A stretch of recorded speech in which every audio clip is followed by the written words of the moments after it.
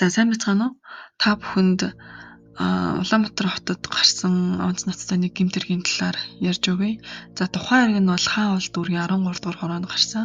За ямар хэрэг вэ гэвэл тухайн 13 дугаар хороонд оршин суугч Бадрал хэмээх 47 настай эрэгтэй өөрийн хамтран амьдрагч цээг хөнөөгөөд цогцыг нь нохоод хайж өгсөн ийм сэтгэл сэтгэлийн хэрэг 2024 онд гарсан байдаг.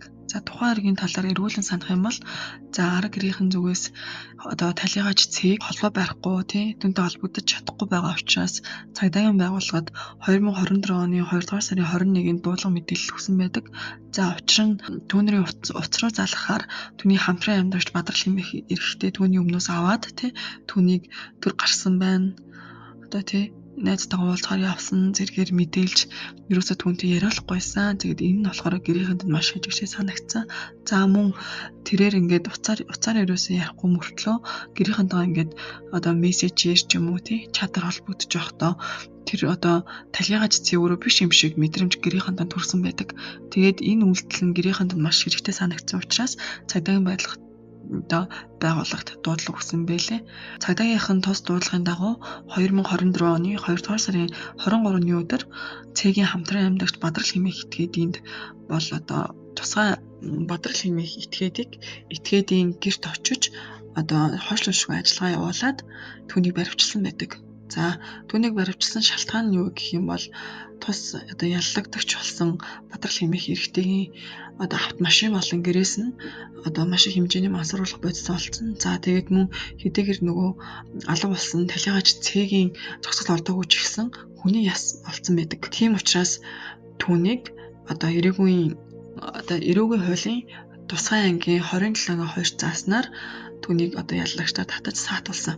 Үүний дараа тус эрэгтэй холбоотой анхан шатны шүүх хурал 2024 оны 8 дугаар сарын 30-ны өдөр болсон.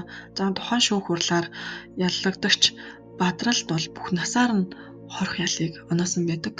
Үүний дараа хамгийн эцсийн шатны шүүх хурал бол 2025 оны 4-р сарын 16-ны өдөр дахин болсон бөгөөд түүний бүх насаар нь хорих анхан шатны шийдвэрийг тухайн хурлаар бол хэвээр нь үлдээсэн байдаг.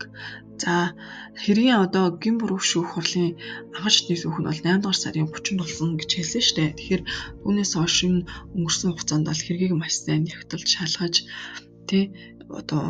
үнэн мөнийг бас тогтоохын тулд удаан хугацаанд ажилласны дараа эцсийн шатны шүүхтэр бол тухайн яллагдагч Б-ийн хэргийг бол шүүх хэвээр нь үлдээж шийдвэр гаргасан байна. За тэгээд мөн тухайн хохирогч цэгийн арга гэрийнхэнтэй бол энэхүү хэрэг эхлэхээс ахуулаад эцсийн шүүх хурал дуустал өмгөөлөгч булангаа хамтарч ажилласан байдаг.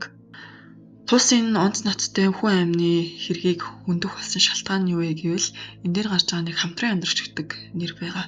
Тэгэхээр миний хувьд бол энэ хамтран амьдрагч гэдэг зүйлийг юу гэж ойлгодог вэ гэхээр хин нэг нь миний гэр бүлийн чинээнд хариуцлага өрөх албагүй. Тийм л хүмүүс өөрсдөө хамтран амьдрагч гэдэг нэр томьёог зүгээд явдаг гэж би боддог.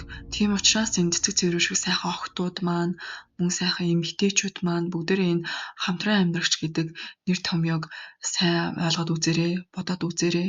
Та бүхэн нийгэмд гарч байгаа маш олон төрлийн гэмт хэрэгүүдийн хохирогч нь хэн бэ? Хамтран амьдрагч.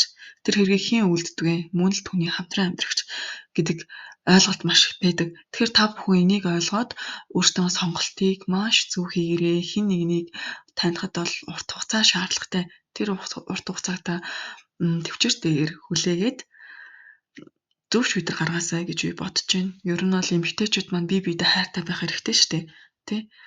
Алдаж болно, онож болно. Гэхдээ та амь насаа аюулд орох хэмжээний амь насаа алдах хэмжээний буруу сонголтыг хийж болохгүй шүү гэж би та бүхэнд зөвлөмөр байна. Энэ бол миний хувь хүний л бодол. Тэгээд энэ хүртэл сонссон та нартай баярлалаа.